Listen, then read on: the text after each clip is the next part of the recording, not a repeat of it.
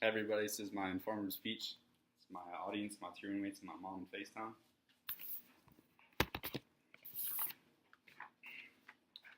Who in this room has a cell phone? Everybody. That's right. Based on a study by Arizona State University, the average cell phone carries 17,000 bacterial gene copies per square inch. That's 10 times more than most toilet seats. So the object you have in your pants 24/7 is easily one of the filthiest objects you'll come in contact with on a daily basis. This leads me to my topic of discussion today, the importance of hand hygiene and the proper methods of hand washing. With my profession as a healthcare specialist, I see and work with people with all kinds of sick patients, a ton of which could have been prevented by proper hand hygiene. The number of germs we come in contact with is astonishing. Whether you're preparing foods, using the restroom, touching objects such as your phone or doorknob, you're coming in contact with thousands of germs. And of course, the easiest way to kill and stop the spread of germs is proper hand hygiene. During this presentation, I'll be discussing 1. The importance of proper hand hygiene, 2. The difference between alcohol-based and hand sanitizer, soap, and water, and which one to use, and 3. The proper methods to effectively clean your hands. First off, let's dive into the importance of proper hand hygiene. According to many research organizations, such as the World Health Organization and the Center for Disease and Control, proper hand hygiene is the most effective and easiest way to stop the spread of germs. Hand washing with soap and water can help prevent 1 in 3 diarrhea-related illnesses and 1 in 5 respiratory infections, including the common cold, and the flu. Germs get access in our body primarily from the eyes, the mouth, and the nose. Dr. Vladimir, researcher for National Institute of Health, discovered that on average, a person touches their face 3.6 times per hour.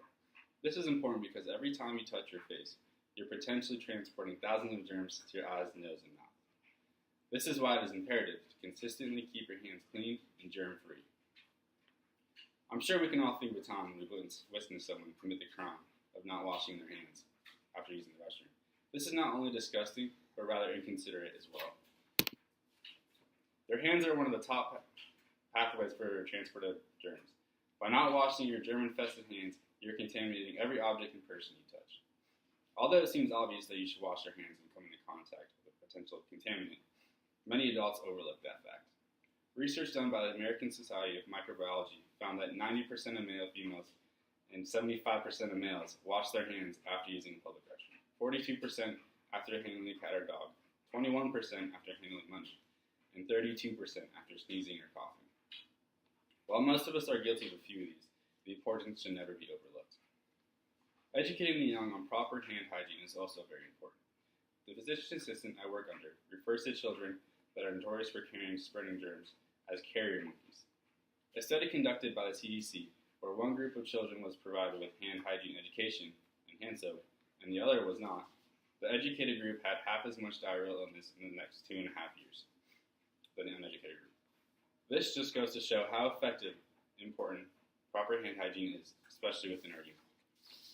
This leads me to the next part of the discussion, the difference between alcohol-based hand sanitizer and soap and water, and which one to use.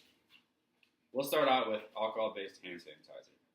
This hand solution, which is usually either liquid, gel, or foam-based, is designed to kill or suppress bacteria. Most contain 1 or more ethanol, isopropanol, or N-propanol type alcohols. Now, if you wanted to get technical with it, certain combinations of the alcohols are more effective at targeting certain strains of bacteria. But let's just stick with the basics. When purchasing a hand sanitizer, you should always make sure the alcohol percentage is between 60 and 80%. This will make sure you kill as much of the bacteria as possible. There are 2 common types of hand soaps, bacterial and plain soap. According to the Minnesota Department of Health, there is no evidence that shows one is particularly more effective than the other. There are 2 forms of soaps, bar and liquid. Liquid soap is generally preferred because it's easy to use and has a smaller chance of spreading or growing germs. Unlike liquid soap, bar soap is likely to grow bacteria and should be avoided in all public settings. Now I know what you're all thinking, when is it appropriate to use hand sanitizer over liquid soap or hand soap? Traditionally, hand soap is preferred to kill and remove all bacteria. This is because, unlike hand sanitizer, when you wash your hands with soap and water, you are able to rinse off bacteria.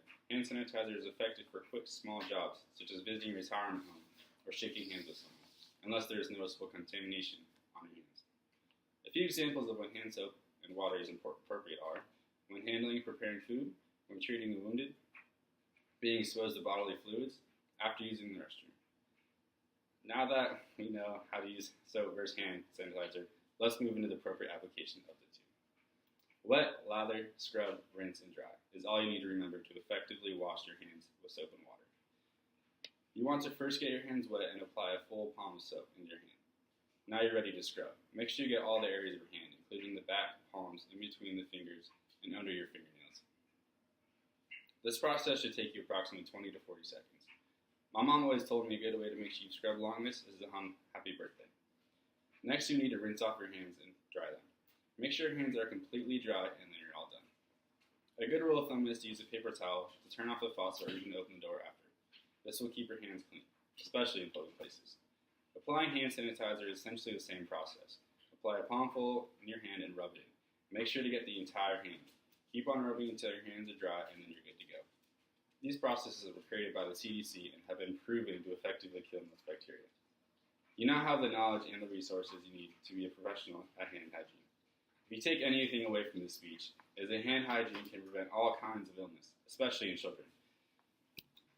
If you have to question whether or not you should wash your hands, you probably should, and use the proper 5 steps with liquid soap if you can.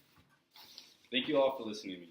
I hope this speech has helped you understand the importance of proper hand hygiene. Hope you guys have a good night. Oh. Yay. Clap, clap, clap.